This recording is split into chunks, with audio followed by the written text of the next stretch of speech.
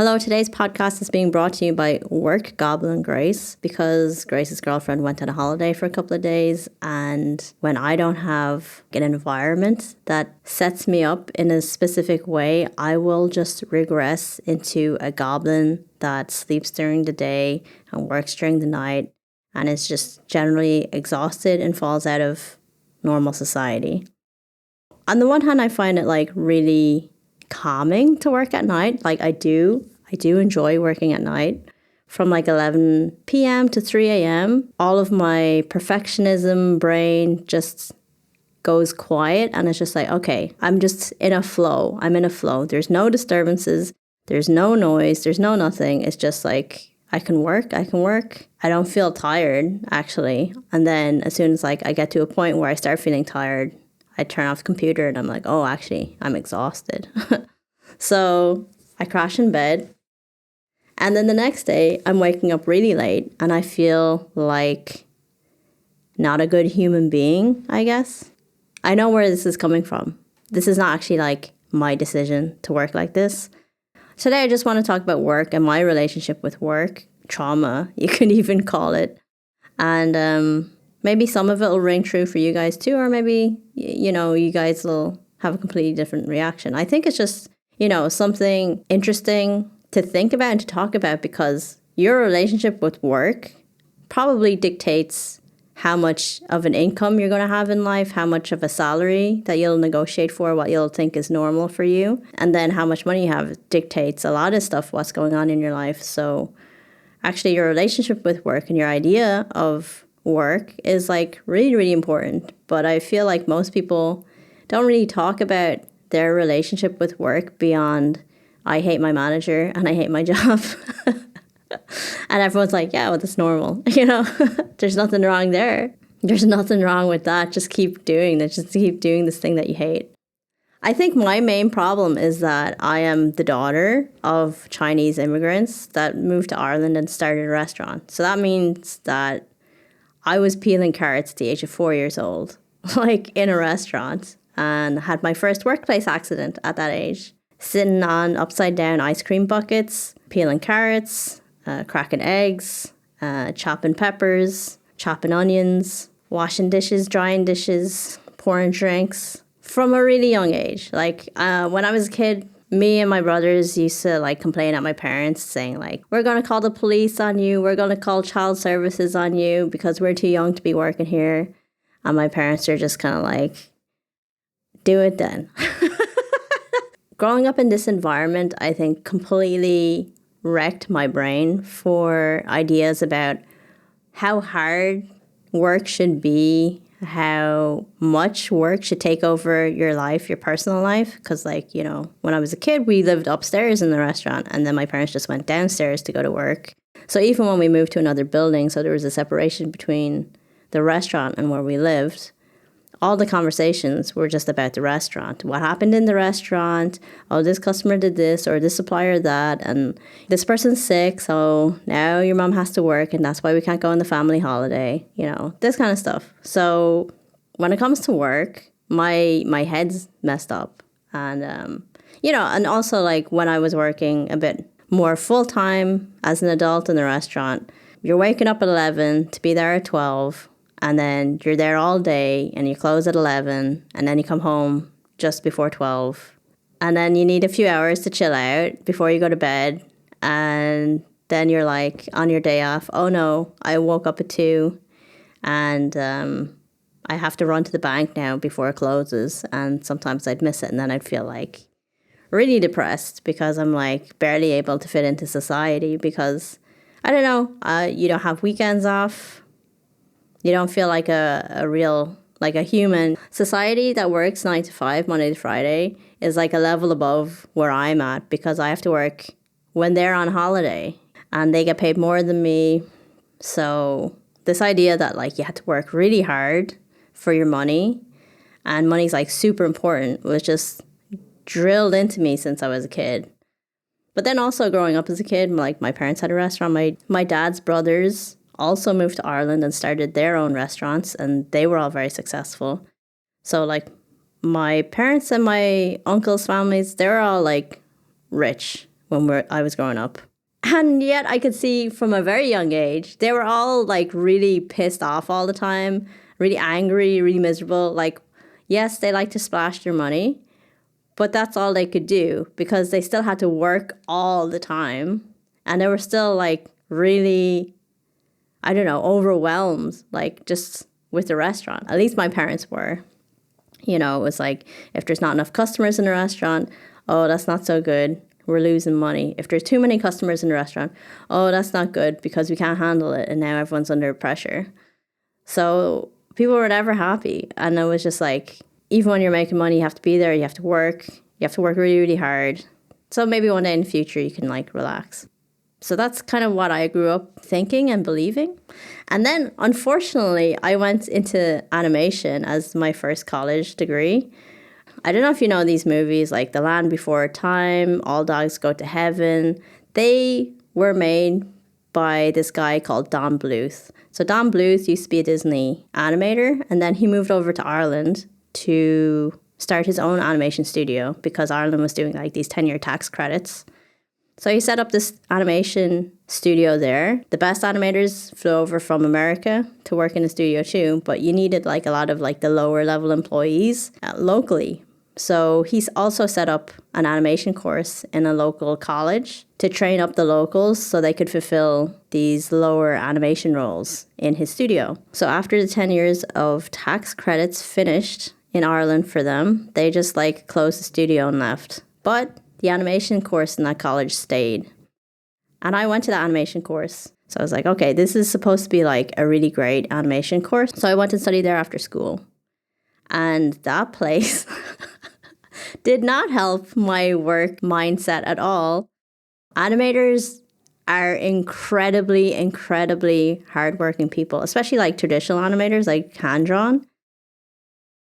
They talk to us like we were joining the military or something. It's just like, you have to be a certain kind of person to be an animator.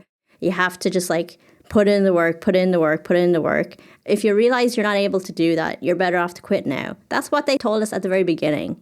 I took it as a challenge, but I wish that I just quit. Then that would have saved me an awful lot of sleepless nights because they just really piled on the work. My first year there, I didn't do so good because I wasn't keeping up with the work. My second year, I was like, if I want to keep up, I got to stay up all night, at least once every 2 weeks, just to catch up on the work. And then I would go into college all loopy and be very annoying for my friends.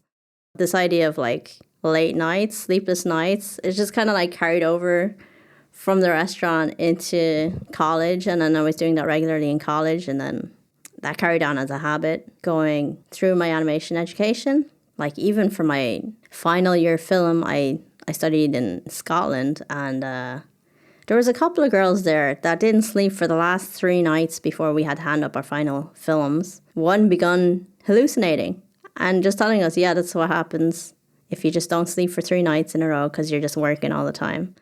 I mean, I wasn't that bad. I was like, okay, let's sleep for 4 hours and then get up and work again, but just near the end. I'm just kind of rambling a bit because I'm a bit tired.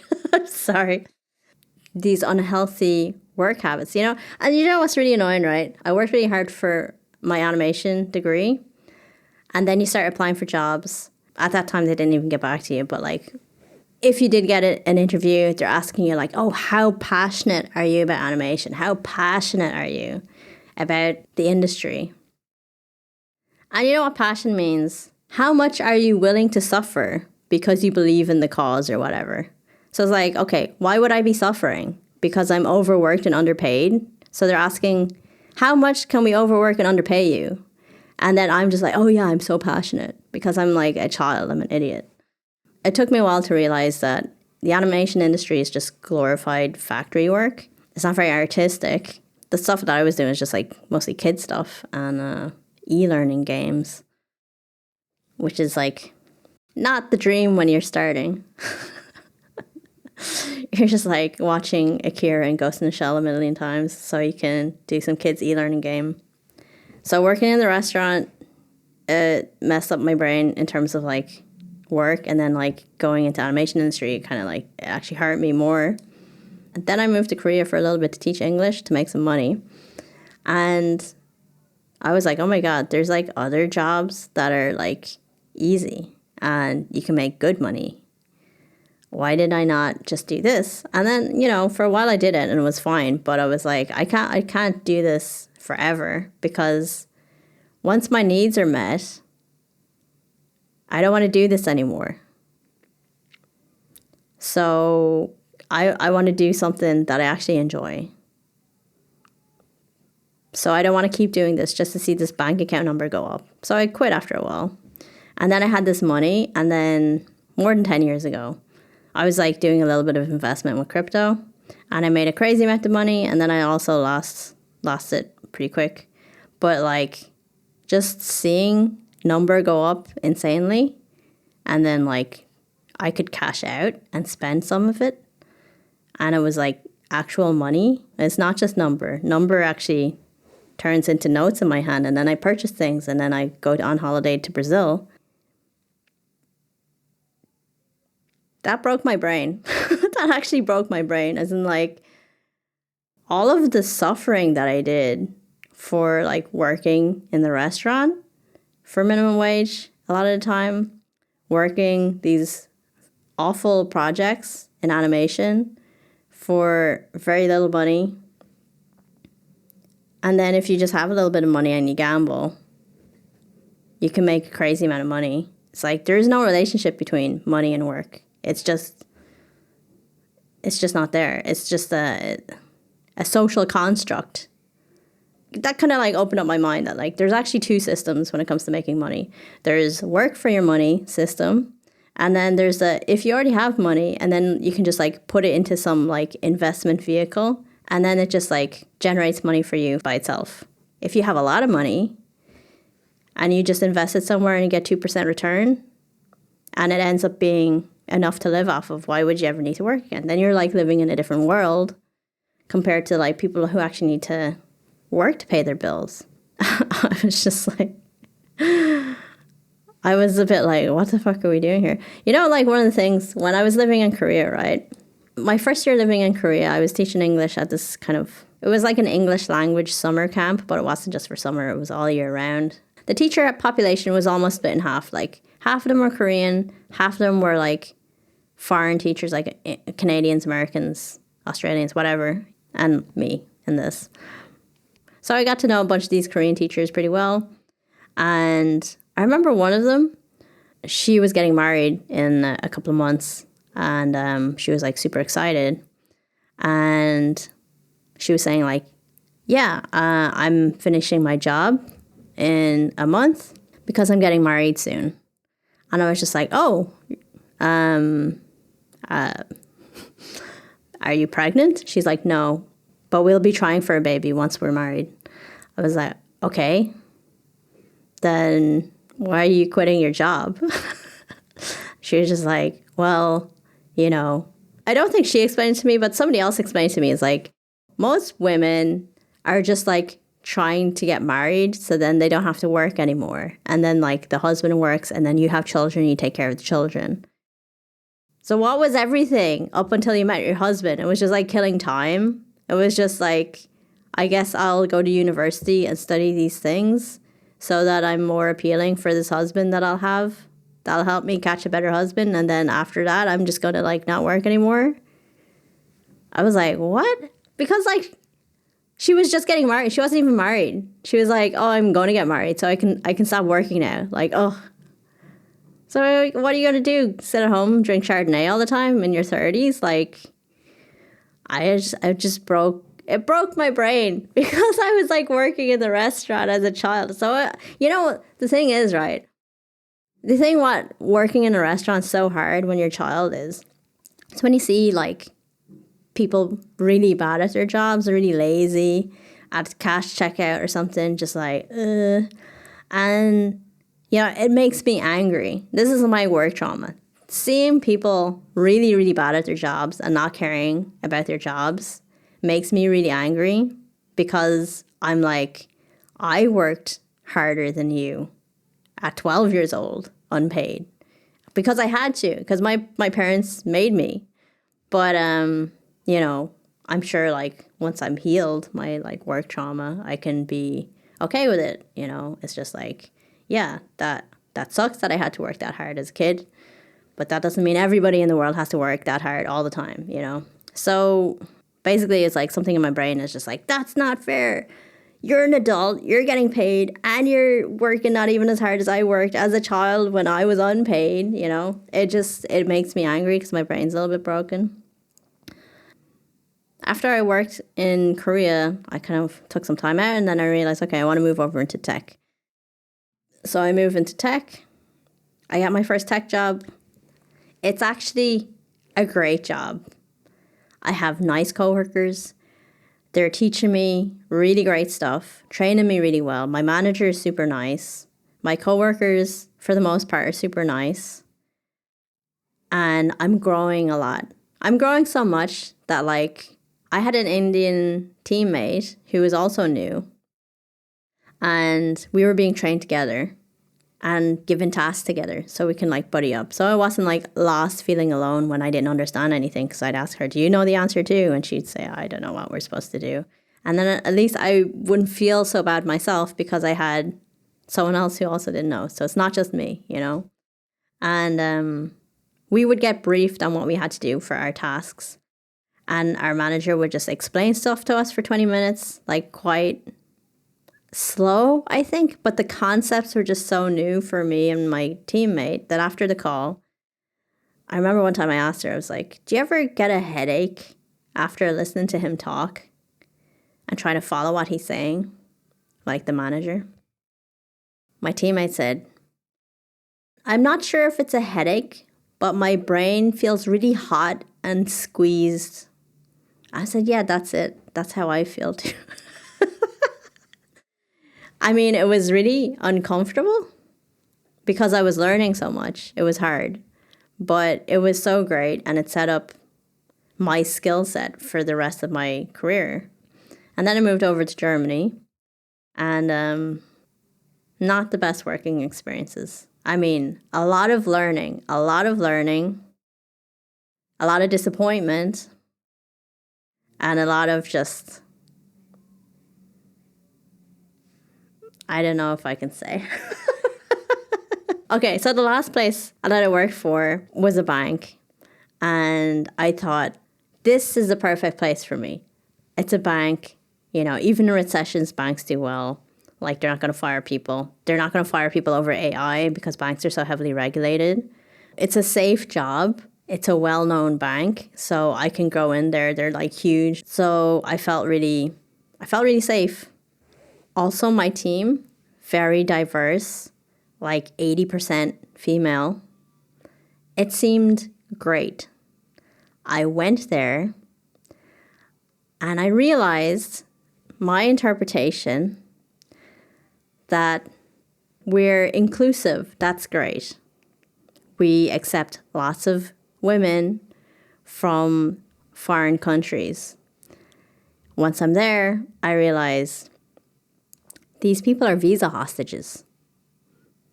They cannot leave this company. They get the most work because their visa depends on them working for this company. They cannot quit. So actually, what seems really nice on the front, on the back, it was horrible. And I don't know. I guess they thought that I needed a visa too. And so I was treated the same. I was like, yo, EU citizen bitch. Sorry. There's some certain things about working corporate that I really liked, like structure, you know, accountability, like systems for this, but the systems were not enforced, and that's where the problem came. The main things that I had problem with when I was working for corporate was this idea, it's not enough to be a hamster running on your hamster wheel. You have to smile and pretend that you love it. Even when you have done all your running, you can't just sit there and rest. You have to like pretend to be running when you don't need to run anymore. You look around, you see, okay, these 2-3 people, they're doing all the running for this team, and those people are doing nothing. Like, that's not fair. But those nothing people are getting paid more. That's really not fair. And this one's bullying that one. That's not fair. And I was just like, yo, in my work, mental illness, I just couldn't let go of the idea that this team is in charge of something, and that something is on fire. And if they're not going to run on their hamster wheels, I have to run faster to compensate, because otherwise this fire is going to go out of control.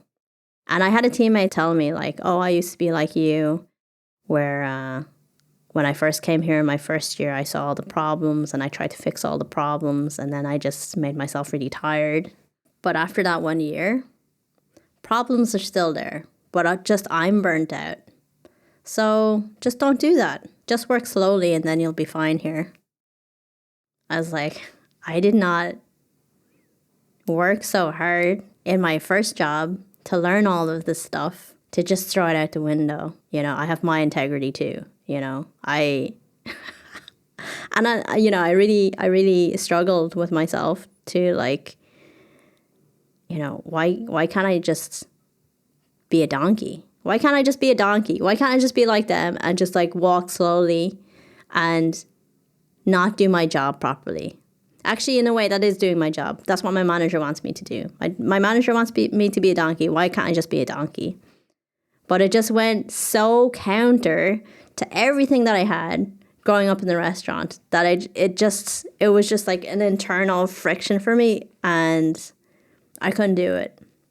I had to quit because too many years of dictatorial regime the other way of, like, you need to work yourself to death. And then here is just like dictatorial regime, but you need to appear to be working, but just don't work. And I couldn't do it. You know, my original programming won over. So then, you know, I left. Now, YouTube, trying to build a company for myself. I mean, I feel like I've picked up a lot of skills along the way. I can definitely do it. I just need to put it all together. So I'm, like, trying to pace myself. Don't go too fast. You'll burn yourself out. I mean, when you think about it, I'm, like, trying to do YouTube while at the same time building, like, a tech company, essentially. I'm the engineering department and the marketing department, plus, like, the CEO strategy. I'm trying to, like, do it all at the same time. I'm just like, okay, look, you know, on every front, it's going to appear to go extremely slowly because you're only one person trying to do all these different things. That's fine. But, like, the inner brain is just like, ugh, no. Anyway, so very rambly. I'm tired. I didn't sleep properly because my girlfriend's gone on holiday. And, you know, I want to work. I wanted to work a lot while she was gone. I didn't get as much work done as I would like, but I did do a lot of work. And very quickly regressed into my, I don't know, animation goblin, all-nighter-esque restaurant mentality of, like, waking up in the afternoon and not feeling like a human anymore. I don't know what I'm trying to say. I'm just tired. I feel like there's something important in there. I felt like there was something important in there. Just, like, how much work actually shapes your life. Because, like, you spend what percentage of your life working or educating yourself to do a certain kind of work. And then, you know, the way that you're working often is, like, influenced by things or whatever, different work experiences and stuff. And it's like, I feel like the goal in life is to be happy. And work takes up such a massive amount of time in your life that one of the goals, at least in my life, is to find out a happy way to work. And I feel like, at least the way that I'm trying to build software by myself, this is, like, ticking a lot of the boxes for me. It's like, okay, I want to build something that I feel like can help people, where I can earn money, where I'm not, like, begging. It's like I'm trading value for money, and I feel like it's earned money. I'd feel proud of what I built. It's within the scope of my ability. It's, like, helping solve a problem that I have. So it's helping other people like me, you know? So it's just, like, a lot of tick, tick, tick, tick, tick. For me, I feel like it's a great fit. It's just I don't have the money that comes with a job. That's the biggest checkbox that is left to tick. It's just like, can I actually make money from doing this thing that's, like, ticking all these other things? But it's okay if the money comes last. Because, I did it the other way. That's what the bank job was. It was like money first. And it was like all these other things were just like, oh. I unfortunately cannot turn myself into a donkey no matter how much I want to. But then I think, maybe if I like heal my Chinese restaurant childhood working trauma, I can learn to like work slower, be a bit donkey-ish. If I could have been happy being a donkey, like pretending to work, and it didn't like grind any of my morals and my values, I would have done it. The other ones in the team that could do it, I was so jealous of them. I was just like, this is the dream for a donkey, this job. I'm just not a donkey. Do I turn myself into a donkey, or do I just like find a place where workhorses are happy to live? Sometimes it's like really frustrating finding something that is perfect for someone that's not you, and being like, everyone else would love this, but I don't like it, and now I have to give it up for nothing, and I have to build the something that I want for myself. I have to go and find it. So I'm like taking this like valuable thing that I don't want and letting go of it for an empty hand, so I can go and search for the thing that I want. That will make me happy. Letting go. I think that's what last episode was talking about, or the one before. Learning to let go. I'm tired. Could you tell? But yeah, question for the comments. What is a work experience that you have just like internalized and follows you around through the rest of your life? Maybe that you wish that you didn't have. My sister actually works for Amazon, and she said that there was a guy there that worked, I don't know, for like 5-10 years or something, and he, in his personal life, speaks the corporate speak because he was like trying to be so corporate friendly, such a good employee, that he like started using all the corporate buzzwords in his like everyday speech. So much so that apparently his like 3 or 5-year-old daughter now starts to use all the corporate buzzwords when they're talking. But yeah, that's it for today's episode. Hope you're having a wonderful day, and we'll have a lovely sleep later, on time, not too late, so you can wake up fresh tomorrow. Okay, thanks for listening. Goodbye.